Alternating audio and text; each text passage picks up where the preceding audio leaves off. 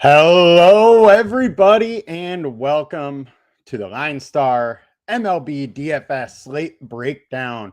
We're going to be going over a lot today and getting into it all, breaking down this slate. We're not going to go over the perfect lineups and the winning lineups from yesterday just because there wasn't really a slate, or at least not a big enough slate. Before we get into it, come join us.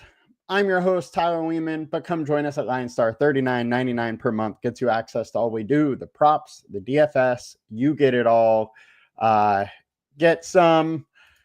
Love to have you joining us. Let's go. I'm excited to be kind of doing this live for the first time. I hope you guys enjoy it this way.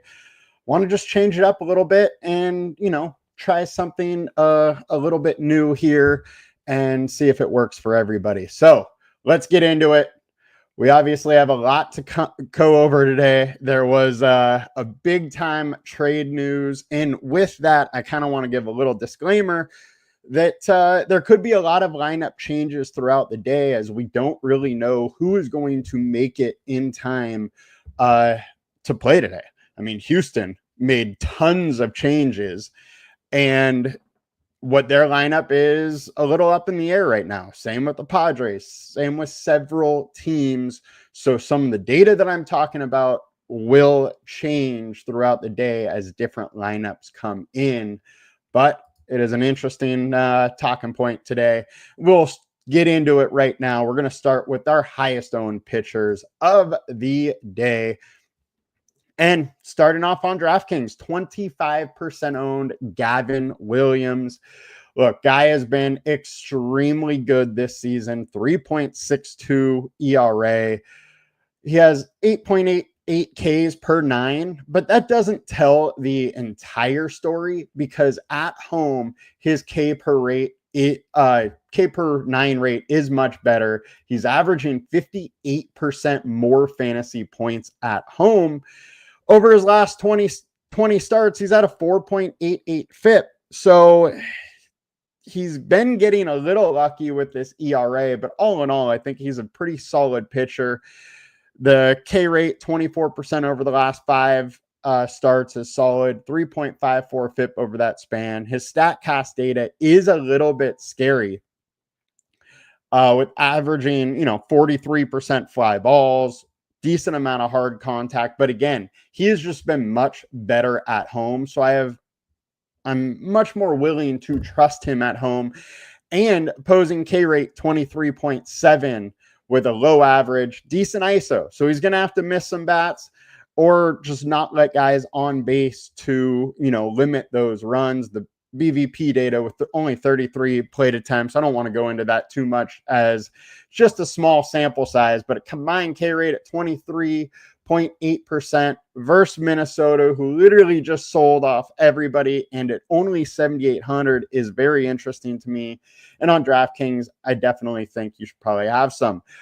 Kevin Gausman, 8,500. We don't have a projection up for him yet, but I can tell you he is better at home. He's in a good spot versus the Royals. I don't mind having some Gausman. 8,500 for a guy that can get you mid-30s is just too cheap not to have some.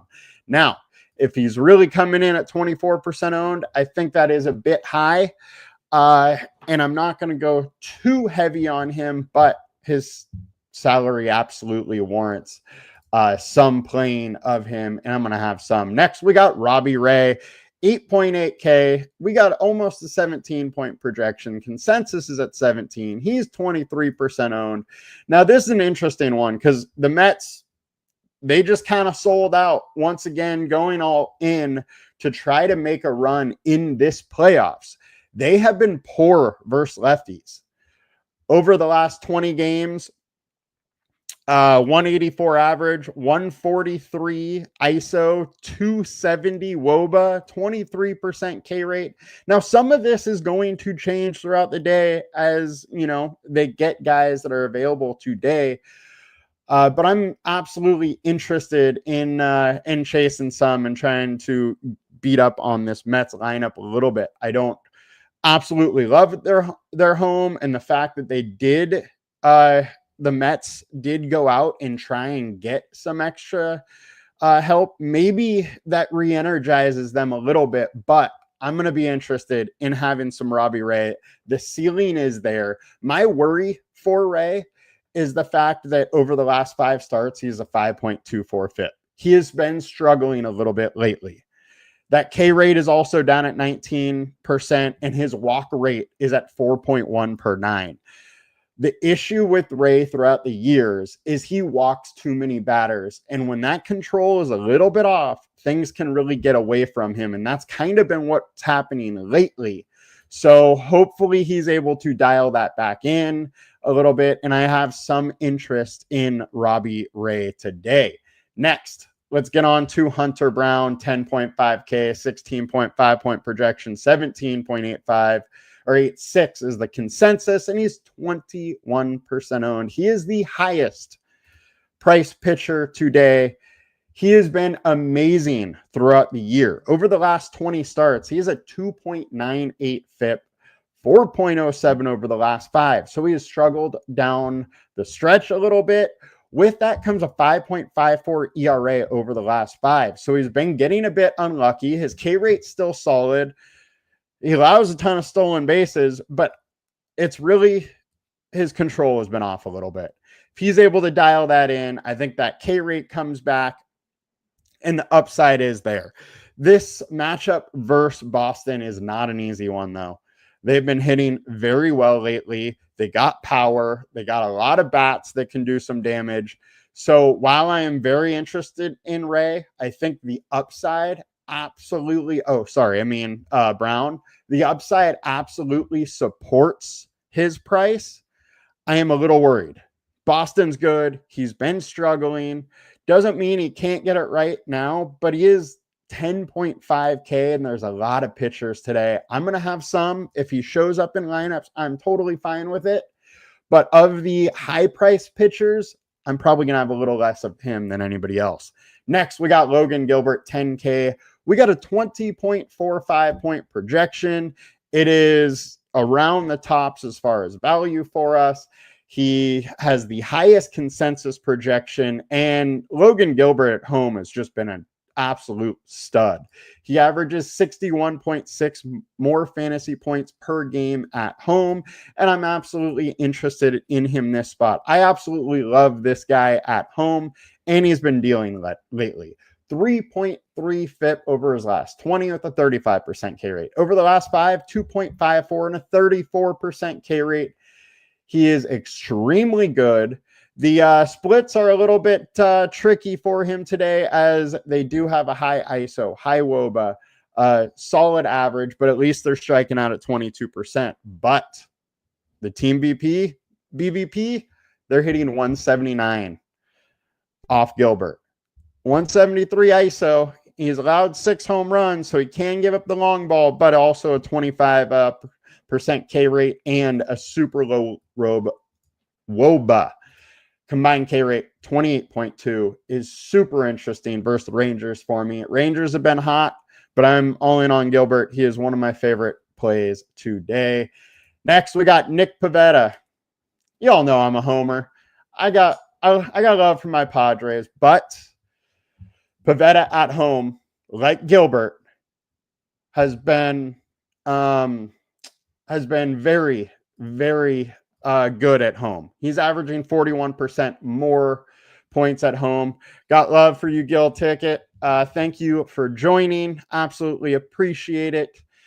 And I hope you have a good weekend as well. Pivetta has been dominant all season. He's been the true ace for the Padres. He's only 9,500. Over his last 5 starts, he's at a 2.96 FIP.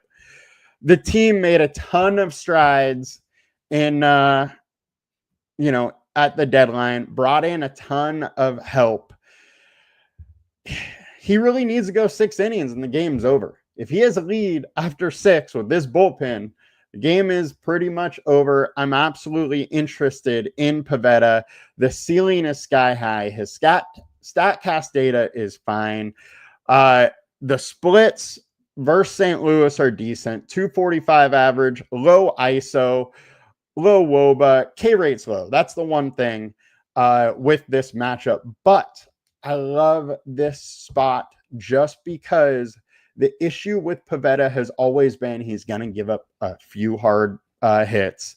If they go for a home run, then he gets in some trouble. If they stay in the park, it's all good. This game is at Petco Park. Part of the reason he's been so much better is it is such a hitter-friendly park, and those home runs are just hard to come by. Give me some Pivetta. He's been great. All right, let's get into some pivots now. David Peterson's 8,300. My issue with David Peterson is always his upside. K rate 20%.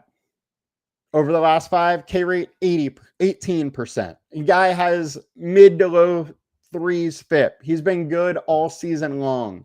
He is consistent. This team has been energized, but he's also in a good spot here where splits are on his side, and 28% K rate over the last 20 games. Now, the BVP data looks bad, but Giants have been struggling at the plate, and they just sold some pieces off. I'm very much interested in Peterson for DraftKings, where you need 2 pitchers. On FanDuel, I don't like him as much just due to the fact of the upside. Now, next, we got Carlos Rodon, 20-point projection. He is one of our highest point projections. His price is up there, but I do like him, especially at a low leverage or as a leverage play because he's only coming in at 11% owned. Carlos Rodriguez has been good all season long, struggled a little bit recently, but the ceiling is sky high, and he's a good spot versus the Miami Marlins. Marlins have been hitting as a whole, but versus lefties, they struggle very much into some Rodon. One worry here is he is averaging 27% less fantasy points while away. Last but not least, it's a scary one. Tyler Anderson versus the White Sox. I want to start off by the splits just because they have been hitting lefties so well. 300 average, 266 ISO, 384 WOBA, low K rate over the last 20 games. They've been hitting very, very well. So that is definitely a worry. I want to put that out there first. Over the longer run, they're not too dangerous. Tyler Anderson, he's an enigma. You never really know what you're going to get. He has a high FIP. The K rate's not high enough, but he is super cheap and averages 38% more fantasy points away. While home. Also, he can get you in the mid-20s. He has these random spike games, especially at home, where he goes 5-6 innings, gets you 5-6 Ks, does enough to bring his team the win. And at 6,700, if I can get 18-20, I'm absolutely willing to go there. If you want to pay up for pitching, he's a very good cheap option, so you can still get some bats. He's super low owned for a good reason, though. I would not go too hard on him, but I definitely have some interest. Last but not least, I want to talk about Jack Leiter at 6,800. He's been dealing lately, 3.35 FIP and a 27% K rate. Now, the worry aspect, 53% fly balls, and he's facing a team in Seattle that has a ton of big bats and can hit the ball very, very hard.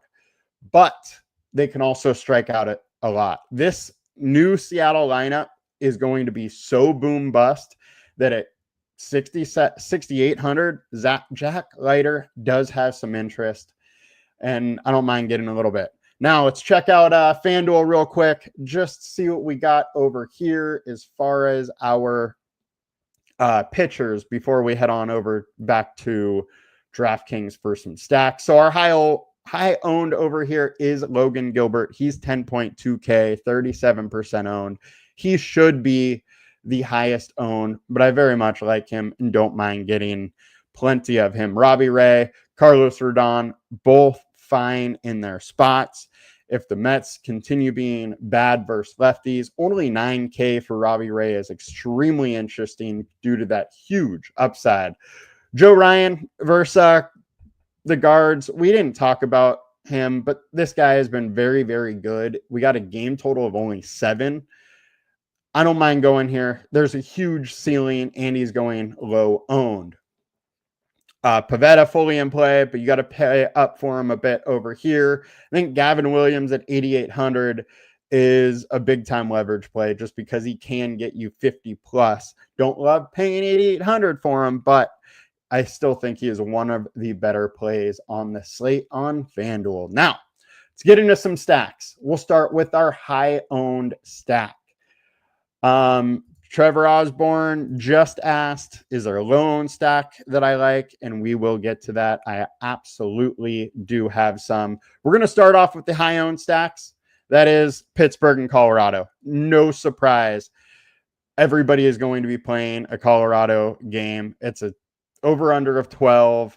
Both pitchers aren't very good. Senzatella is not very good. He's been one of our favorite spots to pick on all season long. But I do have to say 83% owned, highest stack of the day is not that high owned. It's getting up there a little bit for an 11-game slate, but I still don't mind some Pittsburgh. Them, Colorado make a ton of sense. Our highest projected stacks, we got Yankees coming up, A's, Dodgers, Boston. So Jason Junk is going against the Yankees. Yankees don't have Judge, obviously makes them a little bit easier to pick on, but Junk has been much better than people think. FIP of 2.46 over the last 5, FIP of 3.06 over his bigger body of work. It's not a guy I really love to pick on. Now, the thing that's nice, without Judge, these Yankees bats are solid and moderately priced. So I don't mind having some Yankees. I'm not going to go super heavy on them, though. A's, not totally sure who Arizona's thrown out there yet. They also made some trades. And Trevor, A's and Yankees are both a lower owned stack that I do like. A's today, it's nice Sacramento hitting weather. We got, warmer temps, not super warm, but winds blowing out. And that bullpen for Arizona is awful. I think there's some big time upside for the A's today. Dodgers versus Shane Baz. Shane Baz has been very good. Don't love trying to pick on them, but this is a nice hitting park with decent hitting weather, winds blowing out a little bit. Boston, we covered versus Hunter Brown. Don't love chasing Hunter Brown there. Our highest value stacks, we got the White Sox. I said I like Tyler Anderson. This is one of those spots where I don't mind playing both sides just due to the fact the White Sox have been hammering lefties lately. We know Tyler Anderson's not that good. He has a FIP of over 5 over the last 20 and over the last 5. So I definitely like these White Sox bats. And Trevor says he likes the A's as well. Guess we're hammering the A's. White Sox are super interesting. They are cheap. They may get some ownership here, but they do allow you to do a ton of different things. And they're in a park at Angel Stadium there in Anaheim that is super beneficial for a couple home runs. And they have guys that can hit that long ball. So I don't mind going there. The high ceiling plays, A's all over it. Yankees sprinkling in a little bit. And let's click our leverage plays.